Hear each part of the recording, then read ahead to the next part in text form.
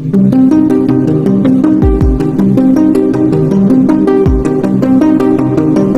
नमस्कार। आज की कहानी एक ऐसी लड़की की है जो रोज की तरह ऑफिस जाने के लिए अपने घर से निकलती है, मगर वह ऑफिस नहीं पहुंच पाती है।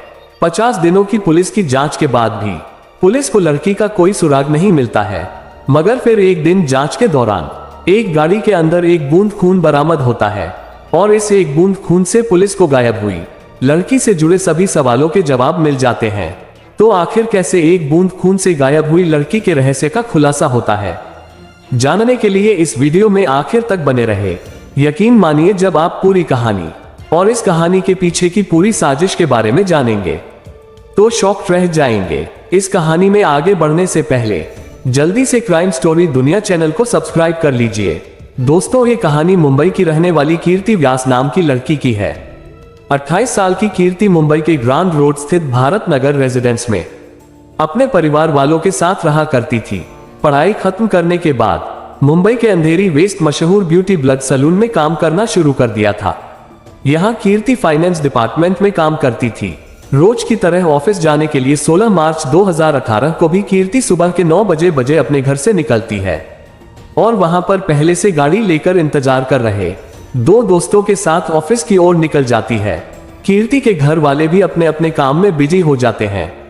अभी दिन के लगभग 11:30 बज रहे थे। तभी कीर्ति की मां घर के वाईफाई का पासवर्ड पूछने के लिए कीर्ति को फोन करती है। पिछली रात ही कीर्ति ने घर के वाईफाई का पासवर्ड बदला था। कई प्रयास के बावजूद कीर्ति की मां कीर्ति से संपर्क नहीं कर पाती है, क्योंकि कीर्तिका का दोनों मोबाइल लगातार स्विच ऑफ आ रहा था। कीर्ति की मां को लगता है कि शायद कीर्ति काम में बिजी होगी, इसलिए उसने मोबाइल स्विच ऑफ कर लिया है। इसलिए वह भी कीर्ति को फोन करना छोड़ देती है और अपने काम में लग जाती। अब शाम हो चली थी।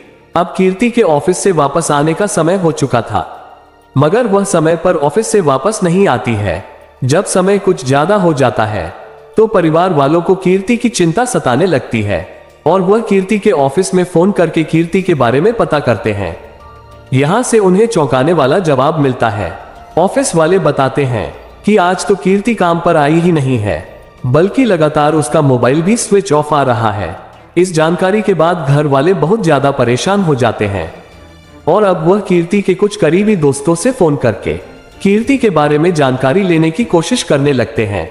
लगभग सभी दोस्त यही जवाब देते हैं कि कीर्ति से आखिरी बार उनकी बात पिछली रात की हुई थी। अब घर वाले परेशान होकर आसपास कीर्ति को ढूंढने निकल जाते हैं। काफी कोशिशों के बाद भी कीर्ति का कहीं अता पता नहीं चलता है। यहां तक कि पूरी रात बीत जाती है, मगर कीर्ति घर वापस नहीं आती है। अगले दिन थक हारकर कीर्ति के घर वाले जीबी रोड पुलिस स्टेशन जाकर कीर्ति की गुमशुदगी की रिपोर्ट दर्ज करवाते हैं।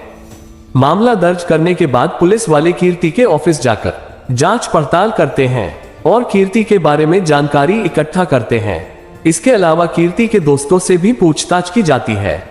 इसी पूछताछ कीर्ति के 2 दोस्त सिद्धेश और खुशी सहजवानी पुलिस को बताते हैं कि जिस दिन कीर्ति गायब हुई थी उसी सुबह कीर्ति इन दोनों की ही कार में ऑफिस के लिए निकली थी, मगर रास्ते में कीर्ति ने उन्हें ग्रांड रोड स्टेशन पर ही ड्रॉप कर दे, क्योंकि यहाँ पर उसे किसी से मिलना है।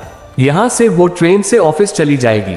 इन दोनों दोस्तों के बयान की पुष्टि करने के लिए पुलिस वाले अब कीर्ति घर के बाहर लगे सीसीटीवी फुटेज को खंगालना शुरू करते हैं। तो सीसीटीवी में साफ नजर आता है कि 9 बजे के आसपास 16 मार्च 2018 की सुबह कीर्ति अपने घर से उतरती है। कहां पर सिद्धेश और खुशी पहले से अपनी कार लिए खड़े थे। इसी कार में कीर्ति बैठती है और फिर कार आगे की तरफ बढ़ जाती है, क्योंकि आखिरी बार कीर्ति को सिद्धेश धमनकर और खुशी सहजवानी के साथ देखा गया था।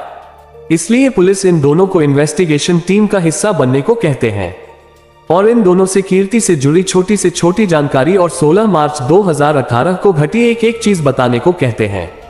ये दोनों पुलिस की जांच में पूरा सहयोग करते हैं, क्योंकि आखिरी बार सिद्धेश और खुशी के साथ ही देखा गया था। इसलिए लोगों को शक होता है कि शायद इन दोनों ने ही कीर्ति के साथ कुछ गलत किया है, मगर कई दिनों की पुलिसिया जांच में ये दोनों बेगुनाह पाए जाते हैं। इतना ही नहीं, सिद्धेश और खुशी लगातार पुलिस को जांच में सहयोग भी करते रहते हैं। इसके अलावा दोनों फेसबुक और ट्विटर जैसे प्लेटफॉर्म पर कीर्ति को खोजने के संबंध में कैंपेन भी चलाते हैं। कुल मिलाकर पुलिस की नजर में 2 सस्पेक्ट थे, और अब दोनों ही बेगुनाह साबित हो चुके थे। पुलिस के सामने अब चुनौती ये थी कि दिन बीते जा रहे थे मगर कीर्ति का पता नहीं चल रहा था। यह मामला धीरे धीरे देश भर में तूल पकड़ने लगा था, क्योंकि कीर्ति जिस ब्यूटी ब्लड सैलून में काम किया करती थी वह मशहूर बॉलीवुड एक्टर फरहान अख्तर का था। कुछ दिनों तक कुछ अता पता नहीं चलता है, तो कीर्ति के दोस्तों और ऑफिस वालों के अलावा फरहान अख्तर खुद भी ट्विटर पर लोगों से कीर्ति को ढूंढने में मदद करने की अपील करते हैं। लगभग वीआईपी बन चुके इस केस को सुलझाने में कई दिनों तक जब पुलिस नाकाम रहती है, तो मामला अब मुंबई क्राइम ब्रांच के हवाले कर दिया जाता है। 5 अप्रैल 2018 को क्राइम ब्रांच की गुमशुदगी का केस अपने हाथों में ले लेती है और जांच शुरू कर देती है।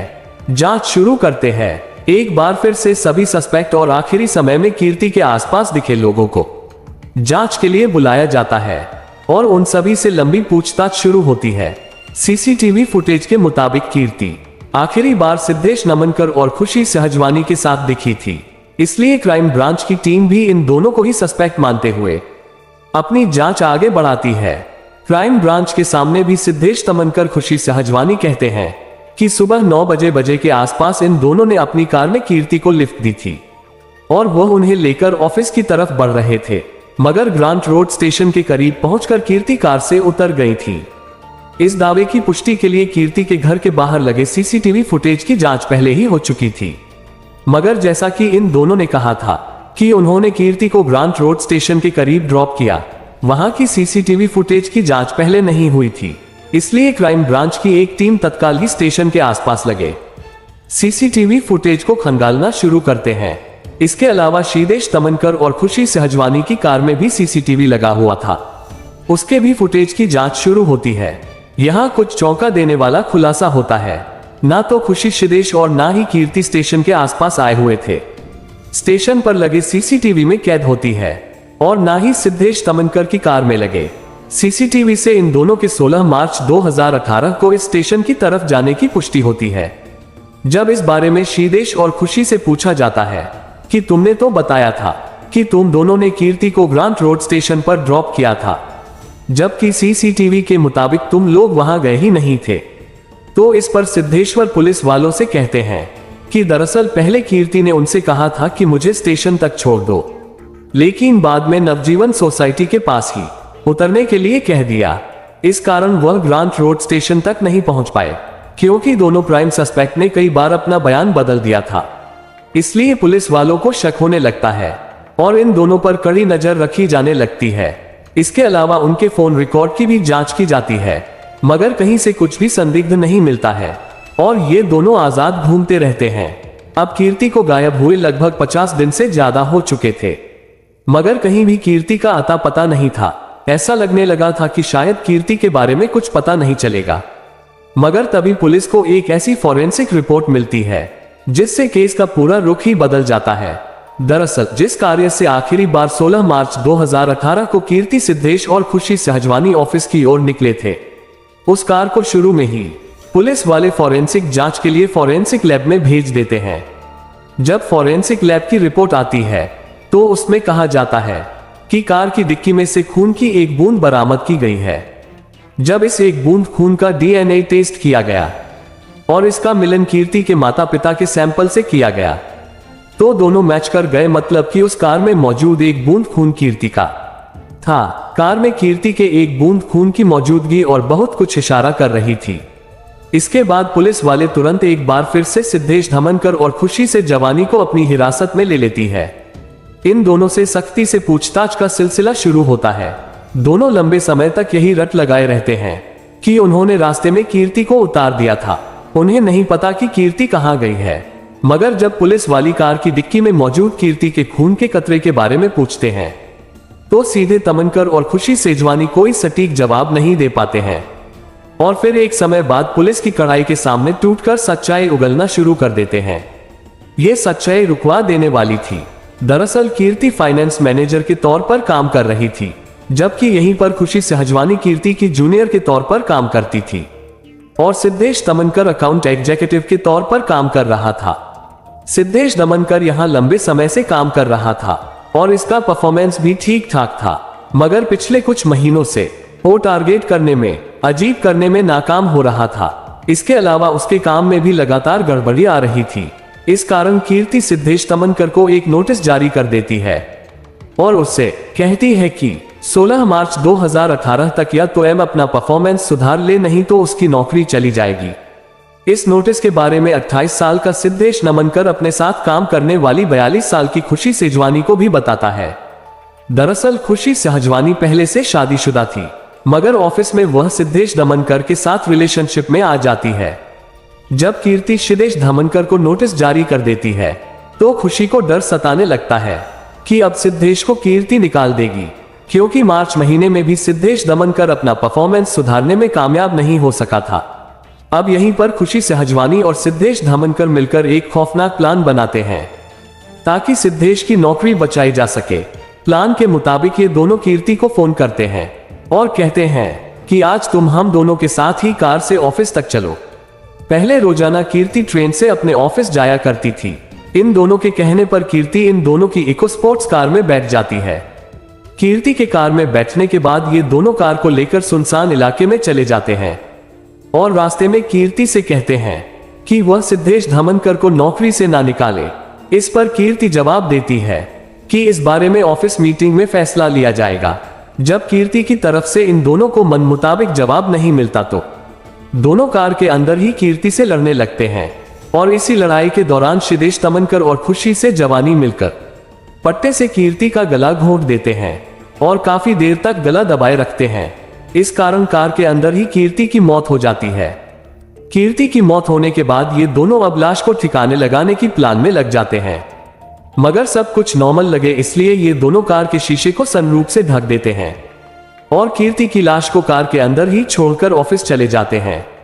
फिर वहां से वापस आकर कार को एक सुनसान इलाके में ले जाते हैं और पहले तो कार के अंदर ही कीर्ति की लाश को 3 टुकड़े में काट देते हैं और तीनों टुकड़ों को अलग अलग जगह में फेंक देते हैं और ये दोनों लाश को ठिकाने लगाने के बाद पास के ही एक कार वॉशिंग सेंटर में जाते हैं और अपनी कार की अच्छे से अंदर बाहर सफाई करवाते हैं। यहाँ से ये दोनों कीर्ति के घर जाते हैं और उसके परिवार वालों के साथ मिलकर कीर्ति को खोजने के नाटक करने लगते हैं। किसी को शक ना हो इसलिए सिद्धेश और खुशी ऑनलाइन कीर्ति को ढूंढने के लिए कैंपेन भी चलाते हैं और फिर खुद ही चलकर पुलिस तक भी जाते ताकि पुलिस को भी इन पर किसी तरीके का कोई शक ना हो। कार की धुलाई करवाने के बाद इन दोनों को लगता है कि वह कभी नहीं पकड़े जाएंगे, मगर किस्मत से कार धोने वाला कार की डिक्की की अच्छे से सफाई करने में नाकाम रह जाता है और कीर्ति की खून की एक बूंद कार की डिक्की में रह जाती है और इसी एक बूंद से पूरे मामले का खुलासा हो जाता है।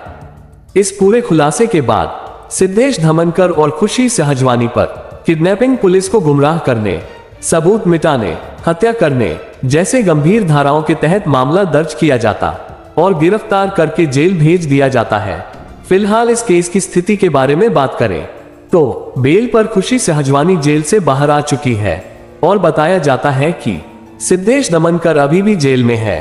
पुलिस आज तक कीर्ति के लाश के टुकड़ों को बरामद नहीं कर पाई है। दोस्तों, इस कहानी के बारे में आपके क्या विचार हैं? कमेंट बॉक्स में जरूर बताएं। वीडियो को लाइक और चैनल को सब्सक्राइब जरूर करें ताकि हमारी आने वाली हर वीडियो आपको आसानी से मिल सके। धन्यवाद।